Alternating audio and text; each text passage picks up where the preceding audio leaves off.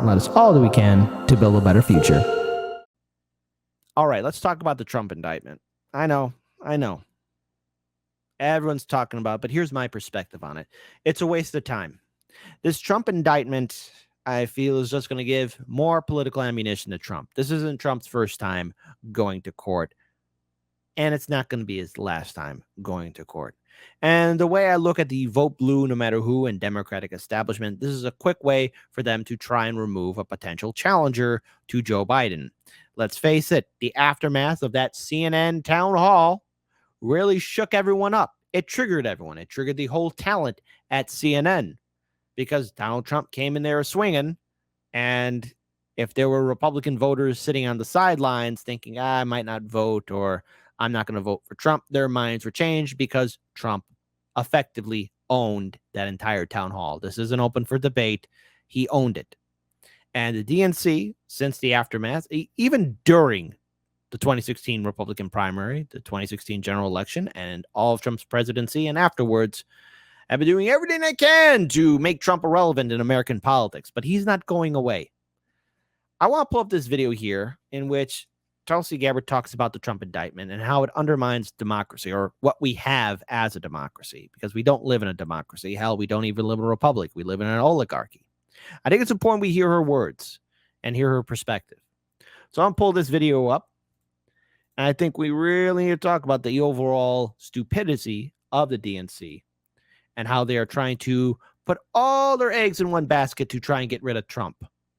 He is forever going to be immortal in American politics, whether you like it or not. I love our country, and I've proudly sworn an oath twice. First, as a soldier enlisting because of the terrorist attacks on 9/11, and again as a member of Congress, where I served for 8 years. That oath swearing to uphold and defend the Constitution of the United States against all enemies, foreign and domestic. So when we look at the threats that we are facing today, those threats to our freedom, those threats to our Constitution, they're not coming from some far-off land or some foreign country. Those threats are coming from within. And they're coming, unfortunately, from people who do not share our love for this country, who don't share our appreciation for our God-given rights and freedoms that are enshrined in the Constitution. And so they are willing to sacrifice all of it in their ambitious and selfish hunger for power. And it's because of this that we are here today facing an unprecedented moment where a sitting president of the United States has taken action abusing his power to direct the federal government and justice system to be used against his major political opponent in the midst of a presidential campaign, charging him with multiple crimes with an election right around the corner. This is not something that should happen in the United States of America. And it could be the final nail in the coffin of our democracy. To which I have to push back and say, that's already happened thanks to Citizens United, the McCarthy decision, where money is speech and corporations are people, and the American people are still being screwed over under the neoliberal establishment. So we don't really have a democracy. I wish we did. It'd be nice, but we don't. And that's unfortunate. It doesn't have to be this way, but it is. So let's continue on. Now, President Biden likes to talk to us about how he is a champion for democracy, both here in the United States and around the world. But when you look at his actions, it tells a very different story.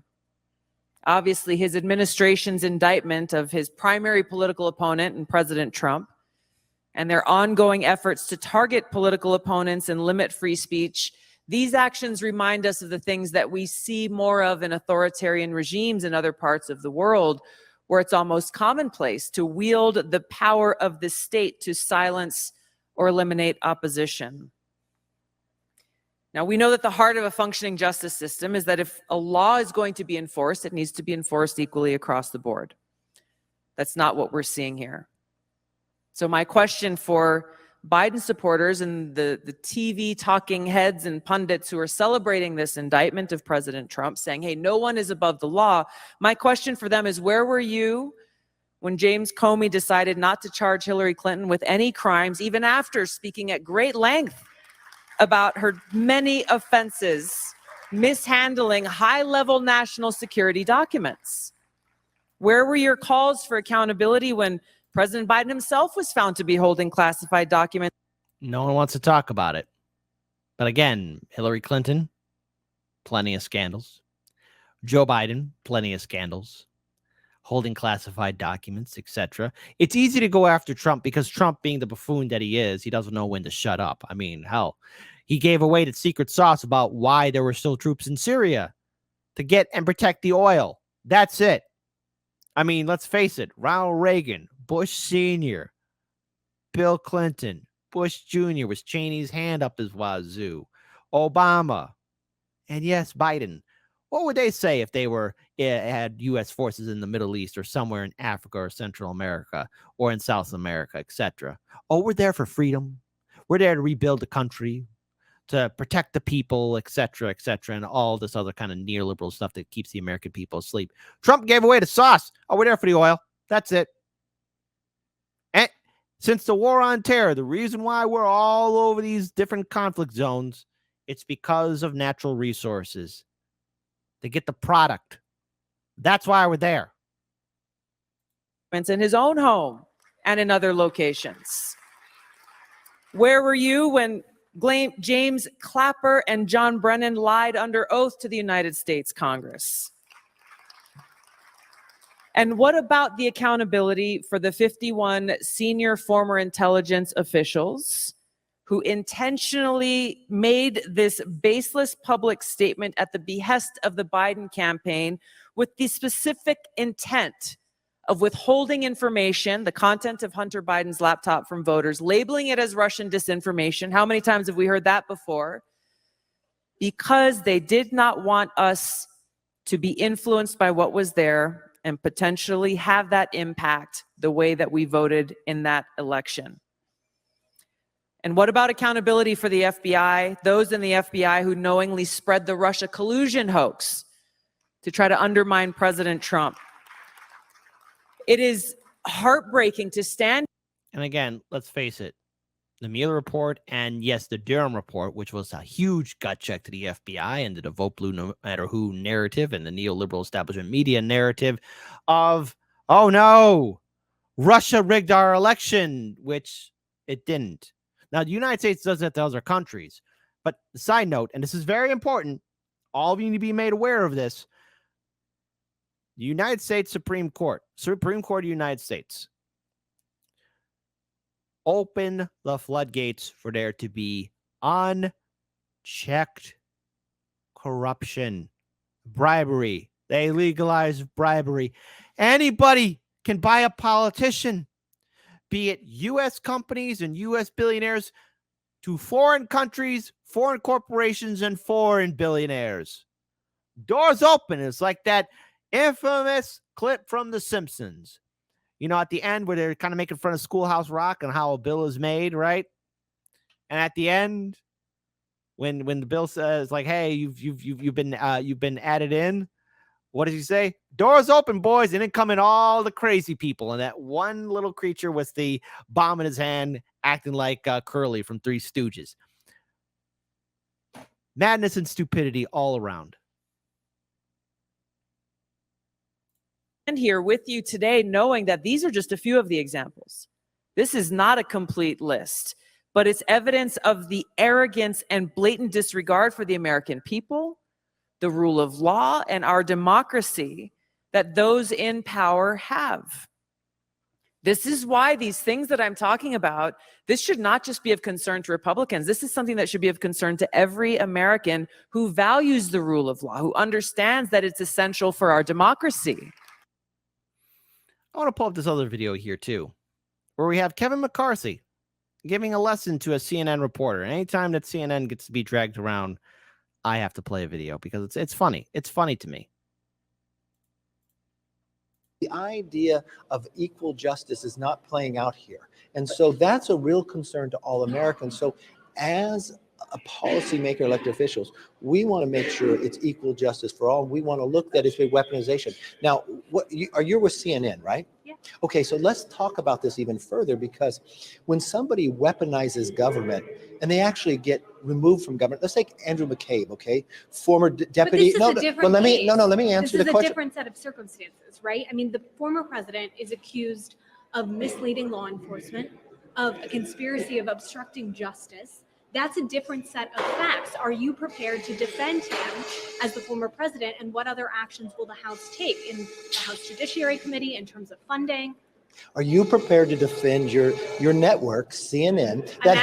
I'm answering your question. You could ask me any question you want, but I'm entitled to answer the question, okay? You can't put words in my mouth. Even though your network can hire Andrew McCabe, who was fired from the FBI for leaking classified documents. Did you remove him from your network? Nope, CNN didn't do that. Again, while I am laughing at the pain that Kevin McCarthy has to deal with in regards to the Freedom Caucus, I do have to give him a thumbs up for at least owning CNN, because CNN, like all mainstream media outlets, they're all nothing but hypocrites. And they're all more than happy to carry on that ridiculous narrative of somehow, Russia rigged the primaries, and they are also carrying on that ridiculous Russiagate conspiracy theory. And they're more than happy to have all the vote blue, no matter who, sycophants on their network. And any chance we could see CNN getting owned, it's funny. And because, again, this Trump indictment, all it's going to do is give him more political ammunition. In my own personal opinion, I think he's going to walk away from it too. He's going to still continue on his campaign, and that's that. It's up to Republican voters whether they want him to be the nominee. That's up to them. But let's have democracy in the chat. Type 1 if you think, oh, this is it. The wall is finally closing in on Trump. That's it. It's over for him. Type 2, no. He's going to somehow brush this off, and he's going to continue on with the primary. No, you continue to put him on to give judgment against President Trump. Speaker. You also hire Clapper. Clapper has come out publicly. Mr. Speaker, and what steps is the House going to take in terms of, is there any effort to defund the FBI, any effort to defund the Department of Justice?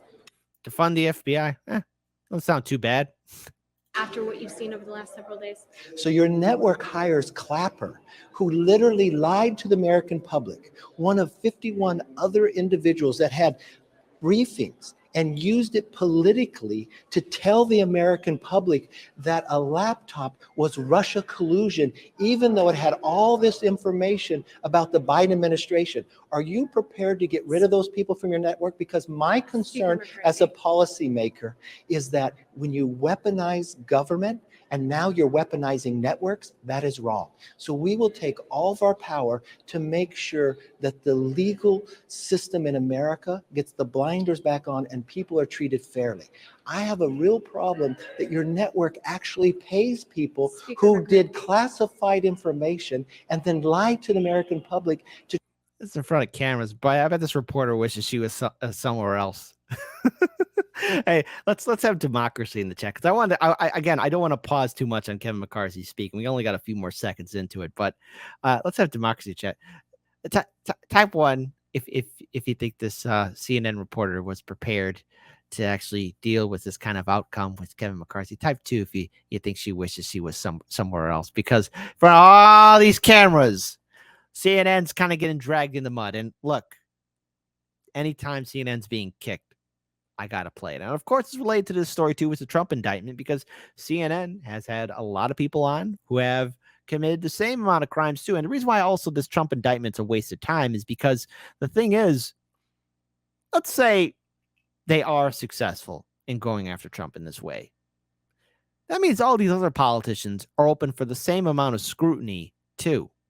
That's why I think Trump's going to walk away from this. To try to influence a presidential election, and then you put them on your network to give an opinion about a president. And I'm answering your. But you're not answering. Very clearly, because what your network has done has weaponized at the same time. I think equal justice is important for all. Now, what can we take away from this? Well, CNN is not ready. CNN is never going to be ready for any kind of real fight.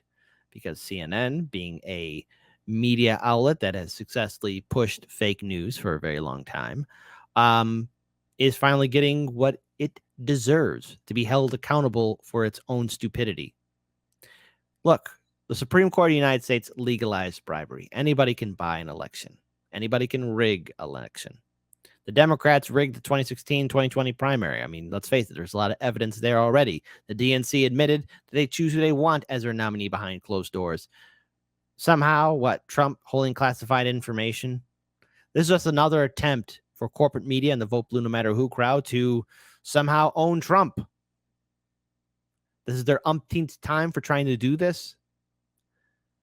More stupidity, and it's a distraction and a waste of time. But again, folks, I said this before, the Democrats are very good at shooting themselves in the foot.